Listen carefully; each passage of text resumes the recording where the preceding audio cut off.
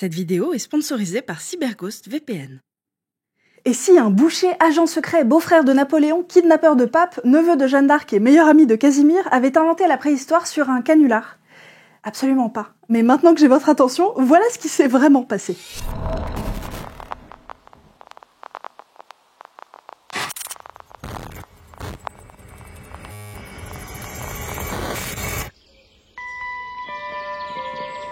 Nous sommes au début du 19e siècle. À l'époque, on pense que l'humain est une créature récente. Adam et Ève, nos primes aïeux, seraient nés il y a 6000 ans tout au plus. Après le déluge, cette fameuse catastrophe naturelle décrite dans la Bible est reprise par Georges Cuvier. Cuvier, c'est le père de la paléontologie et de l'anatomie comparée. C'est pas Joël Clodo, professeur au Muséum d'Histoire Naturelle, secrétaire perpétuel à l'Académie des Sciences. Bref, il a du respect sur son nom, comme on disait à l'époque. Et ceux qui ne vont pas dans son sens, j'aimerais pas être eux. Il bloque leur progression de carrière, leur condamne l'accès aux collections du muséum ou empêche aux revues qu'ils contrôlent de publier leurs études.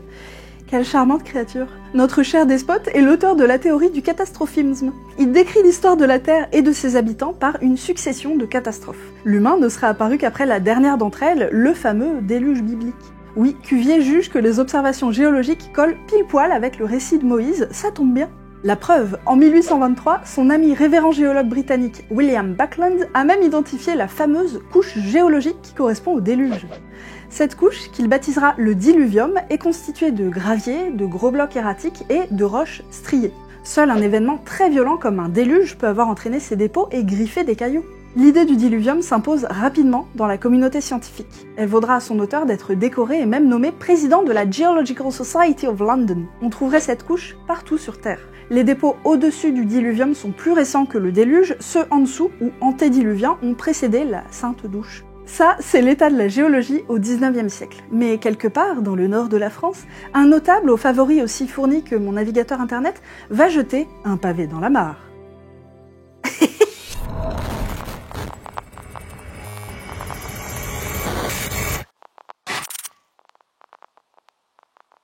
Cet homme, c'est Jacques Boucher de Crèvecoeur de Perthes. Jackie n'est pas un scientifique, il est issu de la petite noblesse. C'est pourquoi il y a autant de particules dans son nom que dans le LHC. Il est directeur des douanes à Abbeville, dans la Somme, et c'est un sacré personnage. Il doit en bonne partie sa carrière à Napoléon, qui le nomme inspecteur des douanes à Marseille, Livourne, Gênes. Il est même l'amant de la sœur préférée de son empereur préféré, Pauline Bonaparte. Bonaparte qui autorise Jackie à porter son nom maternel, de Perthes, sa mère étant une descendante de l'oncle de Jeanne d'Arc. Jacques va même participer à l'enlèvement du pape Pie VII à Gênes, le chef des curés était en bisbille avec Napoléon, sa politique expansionniste et son blocus continental pour mettre la misère à l'Angleterre. Blocus auquel a participé Boucher de Perthes directement en tant que douanier. Vous comprendrez bien qu'à la chute de l'Empire, Jackie a dû faire un peu profil bas vu ses attaches bonapartistes. Il se fait virer de la direction générale des douanes à Paris et relégué dans un bled paumé à Morlaix où il va croupir pendant 10 ans. Mes amitiés aux Bretons. Avant d'enfin pouvoir regagner ses terres de cœur, Abbeville. Il a alors une 50aine d'années. Comme la plupart des notables de son époque, il rejoint la société d'émulation du coin. Les sociétés d'émulation, c'est des genres de boys club où on se réunit pour faire avancer les sciences au sens large. C'est leur club de bridge à eux. Et ça grouille. En 1846, on en compte 310 sur le territoire français. Celle d'Abbeville a été cofondée par son propre père naturaliste. Boucher de Perthes Junior la présidera pendant 30 ans et elle existe encore aujourd'hui. Mais ce gaillard est surtout un poète maudit. Ce qu'il fait vibrer, lui, c'est l'art. C'est pour ça qu'il veut entrer dans l'histoire. Il écrit des chansons, des contes, des pamphlets, des tragédies en vers, des traités de métaphysique ou d'économie, et se considère lui-même comme un bohème de la science. Mais il ne rencontre aucun succès pour ses œuvres, aucun du tout, modulo zéro. Ça ne l'empêche pas de persévérer pour autant, car c'est là, comme vous le verrez, la plus grande force de ce bougre. À Abbeville, il se lie d'amitié avec l'archiviste de la Société d'émulation, Casimir Picard. Ce jeune médecin se passionne pour les vestiges archéologiques. À l'occasion de travaux de terrassement dans la région, il déniche des outils néolithiques taillés dans du silex qu'il ramasse dans les terrasses alluviales de la Somme. Le médecin commence à envisager l'idée que des hommes ont peut-être existé dans un passé lointain, plus lointain qu'on ne le pense alors. Hélas, atteint de tuberculose, Casimir rejoint l'île aux enfants à l'âge de 34 ans. Boucher de Perthes reprend alors le flambeau, riche des connaissances de feu son ami. Il explique que, comme il ne sait rien, il va s'intéresser à l'archéologie parce que, dans le fond, il explique qu'on ne sait rien sur le passé lointain des hommes et donc il ne va pas être handicapé par son manque de culture. Alors il se met à fouiller à son tour. Il fait des classifications des objets qu'il trouve avec ses ouvriers terrassiers, des os, des outils en silex taillé. Il documente leur contexte archéologique et paléontologique. Et ce, malgré le malaise de certains locaux qui voient ça comme un sacrilège. Il racontera d'ailleurs que plusieurs épouses de terrassiers viendront lui exprimer leur crainte à déranger les morts comme ils le font, en le priant de ne plus employer leur mari à ces sortes d'explorations.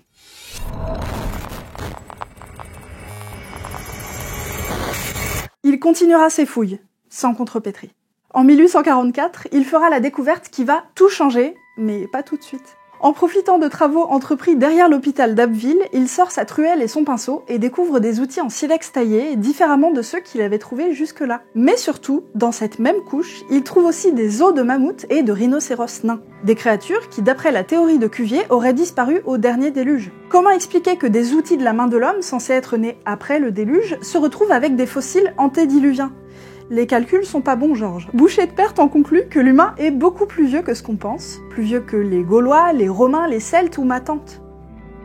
Et qu'il a côtoyé des animaux disparus comme le mammouth, le renne et le rhinocéros laineux. L'homme est antédiluvien. Imaginez un Gus qui se pointe en affirmant que l'humain traînait déjà ses savates dans le coin au Pléistocène, alors qu'on croit que l'humanité a quelques milliers d'années au compteur tout au plus. C'est un peu comme un coach de vie savant soldat qui affirmerait avoir résolu la conjecture de Syracuse les doigts dans le nez. On lui dirait de bien vouloir aller jouer ailleurs et de laisser les grands travailler. Voilà, c'est un peu ce qui s'est passé. Alors la conjecture de Syracuse, on peut en parler, c'est une conjecture de mathématiques qui... J'ai une meilleure idée, un mot sur notre sponsor, CyberGhost VPN.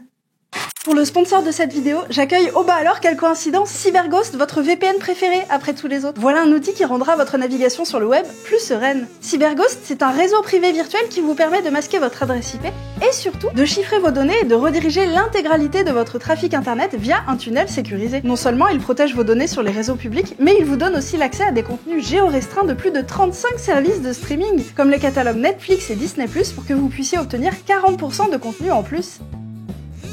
Il vous permet aussi de bénéficier des tarifs préférentiels des pays pauvres, ces gros privilégiés là, pour des services qu'on vous facture plus cher à vous les richoux, que ce soit les abonnements de streaming, les voyages ou les hébergements. Pensez-y pour votre petit trip woofing à Mayotte cet été. Vous pouvez l'utiliser sur Windows, Mac, Android, iOS et même sur vos télés intelligentes et vos consoles. En outre, vous pouvez arroser 7 appareils avec un seul abonnement. Si Blanche-Neige avait CyberGhost, elle pourra en faire profiter tous ses nains sauf un. Ça lui donnerait une bonne raison de râler pour une fois. Si vous vous sentez seul, vous pouvez également papoter avec le service client en français qui est là pour vous 24 jours sur 7 et 7 heures sur 24. Et je fais partie de leurs 38 millions d'utilisateurs. Rejoignez-nous, ayez confiance, je m'y connais en cybersécurité. Ce que je vous propose, c'est pas 0, c'est pas 2, mais une promo exclusive de 4 mois offerts sur l'offre de 2 ans. Ça vous fait l'abonnement à environ 2 € par mois, soit l'équivalent. Je crois que j'ai oublié d'écrire un bout du script. Et si vous n'êtes pas encore convaincu, attendez que je vous parle de la garantie satisfait ou remboursé sous 45 jours. Voilà, je viens de le faire. Rejoignez la grande famille des fantômes du net en cliquant sur mon lien en description. C'est marrant, cliquer sur un lien, c'est pas du tout comme ça que je me suis fait hacker. Merci CyberGhost de soutenir cette chaîne.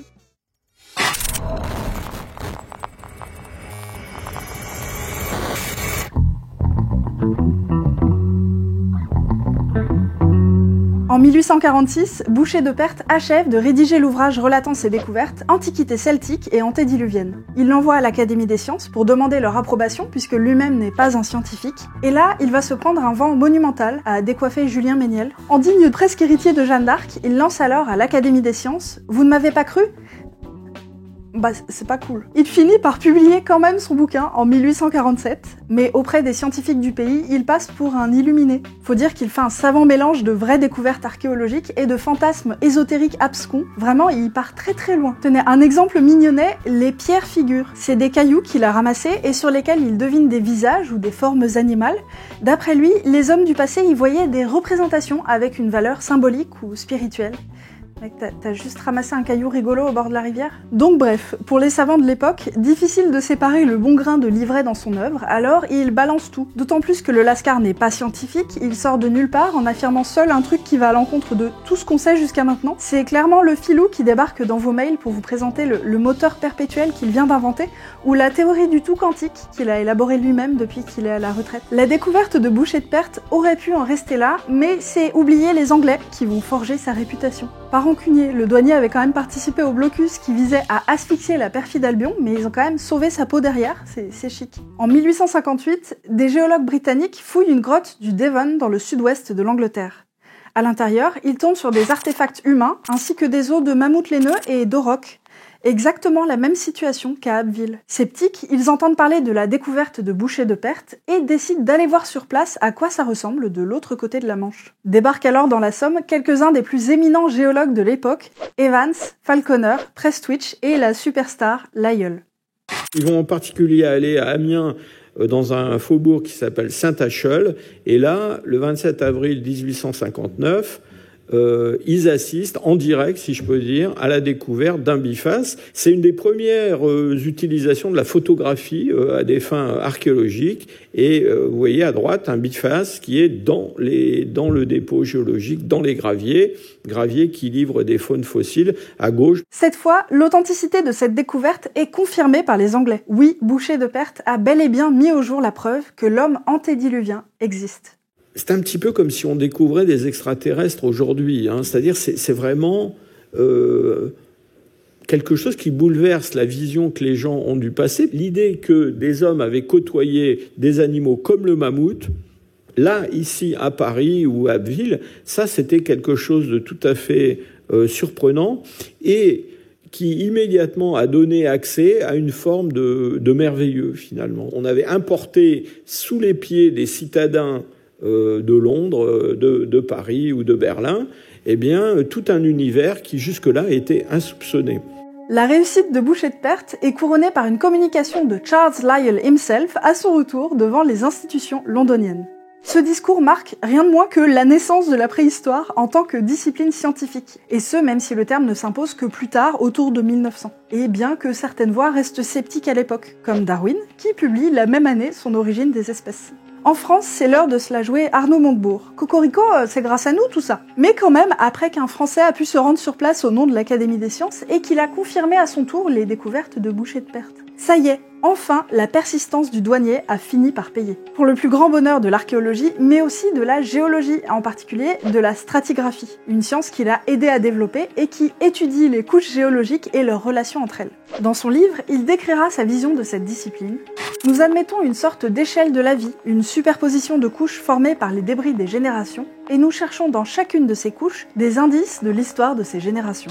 Les couches les plus profondes nous offriront ainsi les populations les plus vieilles. Les géologues aiment les histoires de couches. Ils sont incontinents.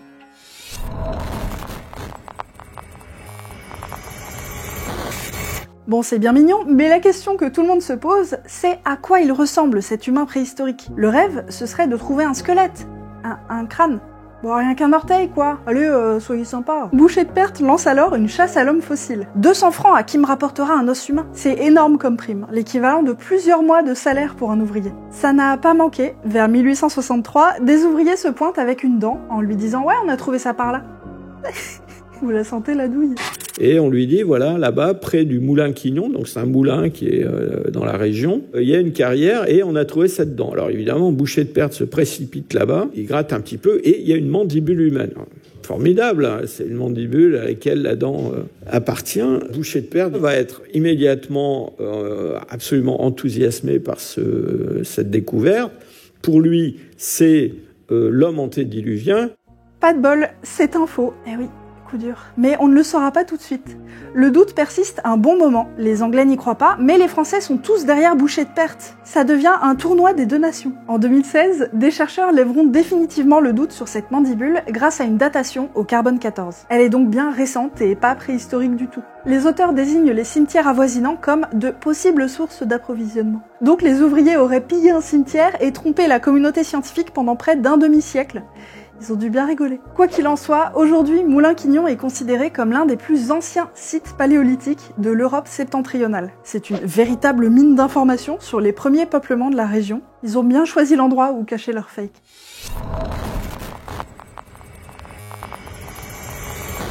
Malgré ce petit couac de la mâchoire, l'héritage de Boucher de Perthes est immense. Grâce à lui, l'étude de la préhistoire devient une véritable discipline scientifique. Aujourd'hui encore, on lui doit la première grande reconnaissance de l'ancienneté de l'humanité, l'inscription de l'homme sur l'échelle des temps géologiques. Décoré de la Légion d'honneur en 1863, Légion d'honneur créée par Napoléon, la boucle est bouclée, il meurt 5 ans plus tard, le 5 août 1868. Mais n'oublions pas que notre découvreur a marché dans les pas d'autres savants avant lui. Parce qu'il a bâti sa propre légende de précurseur visionnaire de génie, mais quand on regarde bien, Casimir avait fait une grosse partie du travail. Il avait déjà cette intuition d'une humanité plus ancienne qu'on ne le pensait à l'époque, c'est lui qui a transmis ses techniques et ses savoirs à son ami. Il est indéniable de dire que le nom de boucher de Perthes est associé au début, à l'origine de la préhistoire. Eh bien, on ne peut pas le dissocier d'autres chercheurs. Des chercheurs comme Laurent Trollet, comme le docteur Ravin, comme Casimir Picard, qui donc, à l'époque, sont regroupés au sein d'une société savante très importante, qui est la Société d'émulation d'Abbeville. Finalement, comme le dit un peu crûment l'historienne Fanny de France-Jublot, Boucher de Perthes a plus brillé dans sa persévérance que dans l'innovation. Et quelle persévérance! Il aura fallu qu'il insiste pendant 20 ans avant d'être pris au sérieux. Cette reconnaissance va faire naître de nouvelles vocations. Au début des années 1860, tout le monde veut ressusciter les mondes enfouis. Ça devient carrément la mode des fouilles préhistoriques, et pas toujours pour le meilleur.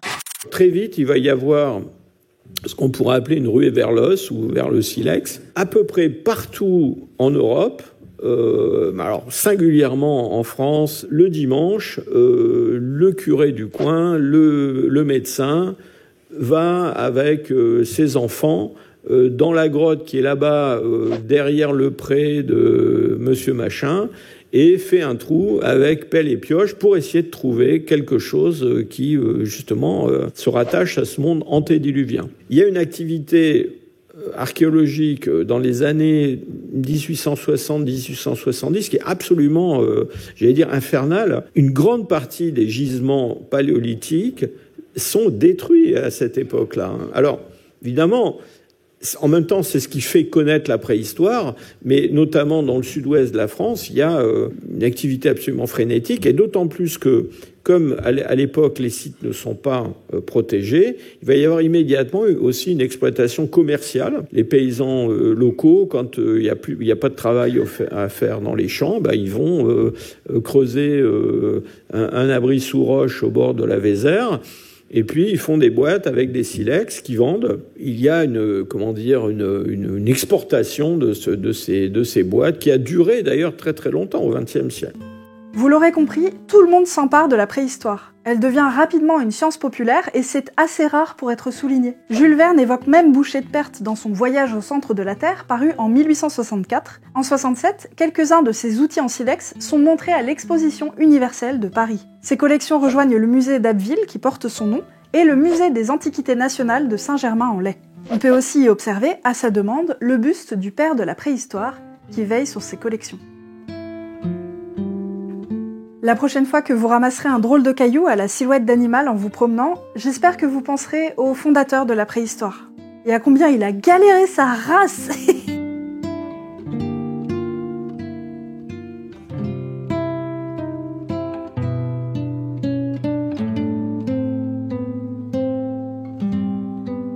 Merci à CyberGhost VPN d'avoir sponsorisé cette vidéo. N'hésitez pas à aller voir notre super offre en description. Au fait, le diluvium, cette couche sédimentaire qui prouve le déluge biblique, c'est des conneries ça. D'abord, on ne retrouve pas cette couche partout sur Terre, et ensuite, elle correspondrait plutôt à des périodes de glaciation. C'est les glaciers qui peuvent griffer des roches et déplacer des énormes blocs comme ça. Mais ils savaient rien des glaciations à l'époque, on peut pas leur en vouloir. Cette histoire, ce sera pour une autre fois. Sinon, Syracuse ? Non.